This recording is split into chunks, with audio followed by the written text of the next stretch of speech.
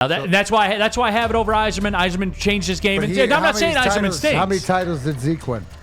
Yeah, he won 2 of them. And Stevie won 3. Right. So I did want to touch on this, and the reason it popped in my head, there was a video on social media of Isaiah Thomas getting booed by the Boston Celtics fans. And that rivalry, man, that rivalry never gets old. It made me start thinking about who's the best athlete in the history of Detroit sports. And I know people are going to run to 1900 and say Ty Cobb, and that's fine. If you want to do that, do that. It's your vote, okay? For me, I think if you want to pull one from all 4 of the sports, I think that's a good way to do it. I narrowed it down to the 4 of Steve Yzerman for the Red Wings. I know Gordie Howe, and I understand that. But let's go our generation. That's our generation. What we've seen. Can I caveat this? Sure. In our that we've seen, that we've experienced. Sure, we'll do it that way. Greatest Detroit sports athlete, in your opinion, from what you've experienced, not by what you were told or what you watched. Let's do it that way. It's the same, Guys, you've seen. It's the same sort of thing as the same, like when you're above 30 years old, right? That's what when I walk into a room, I'm like Ponce de Leon. I can take 25 years off your life because I could put you like I will tonight at the Hamilton Pub 25 years ago where you were March 26, 97. Now, you have to be at least 30 years old now to remember that. So everything that's younger than that, and it's in your family and stuff like this, but you haven't sort of experienced. So me telling you, bridging the gap to what you don't remember. Now, there's the 35-year-olds that have the kids and whatever that were in the wheelhouse age of 10 years old or whatever. They remember everything. Now they can transmit it, and then they can take their life experience and realize, oh my gosh, how more poignant in a bigger picture that event was. So let's just say from what you've experienced as a Detroit sports fan. And that's fair. And I have different caveats. Steve Yzerman is on the list. Barry Sanders is on the list. He won a playoff game with the Lions. Should have been put in the Hall of Fame, right? They should have stopped the playoff game after it was over and put him in the Hall of Fame right there. That doesn't count. Yeah. Barry Sanders, Steve Yzerman. For me, it's Miguel Cabrera with the Tigers because he was so great. He was great. I think he gets shortchanged. We're going to talk about Miguel Cabrera in a little bit. He gets very shortchanged, I think. But the guy who I think gets the most shortchanged, I think locally, he's revered here. He's celebrated here. But I think and I can't pinpoint the reason. I think locally, sure as hell nationally, the most shortchanged great athlete in the history of sports, in my mind, is Isaiah Thomas. Terry Foster explained it to you. It's because he rubbed people the wrong way, too. But that plays into it. That plays into it for me. Isaiah Thomas is a guy that showed up on the scene. I'm saying he rubbed people the wrong way to the people that he didn't. You mentioned the Steve Yzermans, even like Miguel, like you could say that he might have rubbed with his actions people like the wrong. He was so great, it doesn't matter. No, I get it. You, again, caveat it with because here's the thing, where we do it differently, right? You don't want these guys raising your kids. You don't care about anything other than what the sport provided. For me, no. I go on the big picture of the whole picture. That's why there's no question in my mind, and I got to ride shotgun with the greatest because of everything he's done in my lifetime, from coming as 18, being the player, being that number 3 guy in the NHL with 155, 60 points, whatever like this, transforming his game, now what he's doing now. So I'm biased. Take me out of this. It's just like wide receiver bias. I was busting Braylon's chops on about the Kurt trade yesterday, having fun. But I have bias to that. But to me, that's what's important. So everybody else, Enjoy My Truth, has their own criteria. Right. Yours isn't. And to your criteria, right, what Isaiah Thomas did at his size in a game that wasn't supposed to be to be done, like all these guys are immortals. There could be that could be the Rushmore of my that would probably be the Mount Rushmore of my Detroit sports. Yeah. And so for me it works like this with Isaiah Thomas. He showed up here, the Pistons were playing in the Silverdome, there'd be 1,200 people at the game. There was nothing. That franchise was at rock bottom. There was nothing. He comes here from Indiana, where he was the ultimate winner, at a point guard at 6'1", and shows up on the scene and dominates for the next decade plus, to the point where he lifted an entire franchise. He put an entire city on his back. And it didn't matter. You didn't hear him complaining or wanting out or anything like that. He willed this franchise.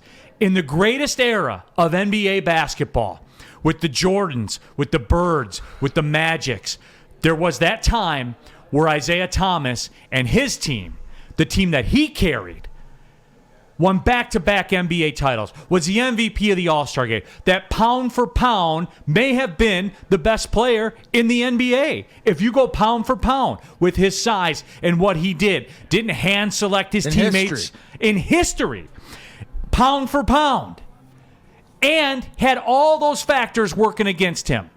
The franchise was at rock bottom. Elevated everybody around him, the entire city.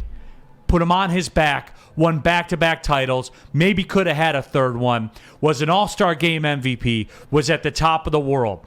He elevated everybody. And there was no white horse that rode in to help him out or anything like that. He willed everybody. He was Detroit. In this era of the coastal royalty with Bird and Magic and the Converse commercials. He was in a Converse commercial with Bird and Magic. He was a thorn in their side. He was in the Midwest, sticking West Coast, East Coast, going, don't forget about us. Yeah, he was the guy. And through all of it in the NBA Finals, when Dick Stockton was doing the games, and you could just tell the disdain that the networks had for this team from Detroit that was in there. Isaiah Thomas created all of that. Created all of it. He was a centerpiece for it all. He did it all. And he's shortchanged. D-Mac, he is shortchanged locally. He's shortchanged nationally. He's one of the greatest of all time. And I'll never get off this platform. Never. Because he did it. And I remember being a little kid. Granted, I was a little kid. But I'll never forget that as the son of two people that worked in the car factories and stuff like that. It meant even more to me that he willed up Detroit, the whole city of Detroit, and put it on his back. It's Detroit. It's not supposed to compete with L.A. and Magic and Showtime and Larry Bird and the Celtics dynasty. And not only did he get there, D-Mac, he won. Back-to-back he won. And it was because of his guts. Here's what you're fighting. You're fighting time, right? Because you know who you are right now? You're the same guy when I was younger telling me about Gordie Howe and Ty Cobb and whatever else, because he saw them. You saw this. You saw it happening. This has the impression. He picked up nothing. No. And in basketball, 5 guys, right? I will tell you that who had the biggest influence of doing it more himself and everything. Yeah, Chuck Daly and then Lambeer came. But Isaiah, yeah. To everything that you're saying, right? Which goes to more of an individual sport to be able to step up and shine above, right? Basketball is the one sport. We've just seen it in the past, our lifetime with LeBron. Right. No matter where he goes, right? It's individually based. That's why I'm saying is the other to be successful is needed more of the team. Everything you said there is absolute truth. Now it goes to what glasses do you wear? You wore more basketball glasses. No, I was huge hockey guy, and here's the deal, because I see people talking about Yzerman and Lidstrom. To your point, right? You go look at the thread, right? We're not even bringing up Nick Lidstrom, who's arguably either the best or the second best defenseman in the history of the NHL, right? Because he always gets overlooked, right? When you bring up Detroit Red Wings, I get mentioned more. You know what I'm saying, by the casual fan? Oh, yeah, that Lidstrom guy. Stuff. So what I'm saying is that is true. I never thought about that. You're right. It's with all due respect to you. I mean, come on. I mean, it's like, yeah, you guys forgetting about this guy? Like maybe the greatest defenseman ever. That's the perfect too, but that's his mannerism. You know what I'm saying? So the inflection, but everything that you said about being imperative at the time in the 80s, but like if I'm talking about, I'm fighting 1997, it's 25 years ago, you're fighting the 80s. You're fighting, but it's so impressionable to you, right? It's the same way impressionable like I was at the same age, when the Tigers won in 84. It was more impactful. The Kirk Gibsons and, that was sort of more of the impact. I could see the greatness of Miguel Cabrera. He's a Triple Crown winner. And the things that he does, you know what I'm saying? So I guess it just comes down to there's no wrong answer. The Yzerman thing. Same circumstances as Isaiah when he got here. Same time frame as well. And he came in and he lifted up a franchise and got him to Edmonton, right? Got him to Edmonton, to the Edmonton dynasty that he ran into. Got him to that. Needed help in the form of with the advent of the European scouting. In a team sport of 20 guys. And that is different too. That's different too. No, that's the huge. You can't because it's proven that. And you have to get the buy-in. Yeah, ask Connor McDavid. You got to get the 100% buy-in, and it's not 5 guys that carry your team. Right. Or else Edmonton Oilers would keep winning every game which this is fair. year with Which the is talent fair. they have. But that's why I went Isaiah over Yzerman. And I disagree. Because here's the one thing that they had to do it differently. But Stevie had to, as the guy who was sort of Isaiah to bring it to the point, had to realize he had to look self-awareness and go, I have to evolve my game and sacrifice and be that. To me, you saw it happen. The sign of a leader, right, is to embrace the suck and do the things to better the team, right? Not only that, and there also be a mantra. This is the easiest way to be in the Red Wings locker room. Because you know what? The best players led by example. So the fact Steve Yzerman's in the working out, why aren't you working out? Right? You have that mentality. And that's what teaching culture is. So it's second nature to get in that routine and you're riding the bike, whatever it is. But you're doing what everybody else did because he transformed, because winning was more important. Now, Isaiah, like if you're going to say, did he do it more on his own? Yeah, but that's basketball. You need to do that. You need that more alpha. What you need your alpha in a team sport like hockey, and I'll just specifically speak to that, is your alpha to be Omega, Sigma, and everything. He's got to be everything, and that's what Steve Yzerman is, and he continues to prove that. So different. It's a totally a lot of the same ingredients. But there's a lot of things that have changed because the rules are different. Sure, and I understand that. I do. But as far as doing it yourself, that's what Isaiah Thomas did to me. He did it himself. That doesn't make you a GOAT. But the reason he is a GOAT is because he looked the Lakers, the Celtics, and Michael Jordan in the eye and didn't waver, man. Didn't back down and won. Now that's why I have it over Yzerman. Yzerman changed his game. I'm not saying Yzerman stinks. How many titles did Zeke win? Yeah, he won 2 of them. And Stevie won 3. Right. So, I mean, if we're keeping stats. I know. I got 4. Right. Steve. Anyways. Yeah, and so that's where it was with Yzerman. Those are my reasons. You may have different reasons. That's fine. The Barry Sanders thing. Barry was great. He's probably the greatest, like athlete. Like make me hold my breath every time he was out there. Yeah. Every time he got the football, Can we agree you would that hold your Barry breath. Sanders, natural talent, greatest athlete of all time ever? No question. Right? I.e., which is why he's the best running back ever. Can we blanket that statement with the Senate and the daylight savings time? I would like to think so. I would like to think so. That you would be able to go ahead and do that. Because I would say maybe one of the second most talented guys ever come through. Here's your guy. Sergey, yeah. No question. Talent's different than greatest. Right. And Barry was great, all-time great, maybe the greatest to ever play the game. However, the franchise didn't. It got close. People forget, they did go to an NFC championship game. I know it was a long time ago. It got close, but they couldn't get over that hump.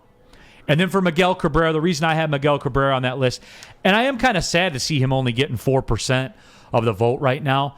He was just another stratosphere. He was the greatest right-handed hitter of our generation. He doesn't get it because they didn't win. But they didn't cash, and that's the thing. And Isaiah did he's in a twice, different light. And Isaiah did it with 1,100 people at the Silverdome when he walked in the door. The franchise was What dead. did Stevie have in the building when he walked in They the had door? to give cars away to get people to go to the games. There wasn't more than that many people. Yeah, Joel. and Steve Yzerman did the same thing. Because I was there. You were there. I know. As 10 was years I. old and I was there. Pissed off I couldn't get a car. Mr. Illich was going to buy me some. I swore. He did. Yeah. So that's where it was with me. I'm a big Isaiah guy. What'd you have, Sam Flannel? When you look at Isaiah Thomas, the amazing thing is I think we'd all agree he's at worst a top 15 NBA player of all time. Yeah. He's the only one who's a little man. Think about it. The only one. No question. I'll tell you there's absolutely, they are lockstep with each other. Steve Yzerman and Isaiah Thomas as two of the toughest toughest And that men. yeah. Toughest. Steve Yzerman's the toughest human being that I know, as far as resilience, not complaining, not whatever the injuries that he played through and never complained. Isaiah Thomas' toughness, this more of a silent assassin, but these two guys, that's their toughness. And mental toughness was off the charts. Yeah.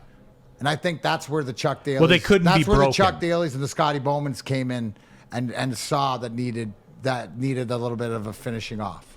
It was always telling to me when you see the 30 for 30 on the Bad Boys, when Isaiah talked about retiring, when he tore his Achilles at 32, and he said, and he made sure he enunciated, I have 0 left to give. That's perfect. Because he gave everything to this city and to this franchise. And I know that feeling. Because when I walked away, I was like, I'm done. Like, it's like, I got nothing. I use this body, and you know what I'm saying? And yeah, you looking back, if you would have done things differently, could you, whatever else. But at the time, Neil, walk away as an athlete to be able to do it at your own time and just say that's enough. Right. Gromit 0237, you act as if Zeke was the only guy on the Bad Boys. He's the one that linchpinned it all, and none of it works without Isaiah Thomas. He was a superstar. He's in my eyes, pound for pound, the greatest point guard to ever play basketball. For sure, and even if you take the pound for pound out of it, he's at least the second greatest. Hey, Neil, is it fair to say, right? Because Steve Yzerman, in the 80s or whatever, up to the Edmonton, he was third best player on the planet. Isaiah's third best player on the planet. Like there was a time viewed like, as far as with the Jordans, the Birds, and whatever, he was right there. Yeah, it was Magic, Bird, and Isaiah Thomas for a spell in the 80s, man. Yeah. And he doesn't get that credit. He doesn't get that credit locally, and he damn sure doesn't get it nationally. Well, I think and that upsets me. Sort of nationally, when you get booed after all these years in Boston and stuff, I'm sure you gave that little Zeke smile. Oh my God, I wish I could drink that. I wish I could drink Boston's booze, man. Because they ended it. Isaiah Thomas and the Bad Boys ended the Boston Celtics, and I love that.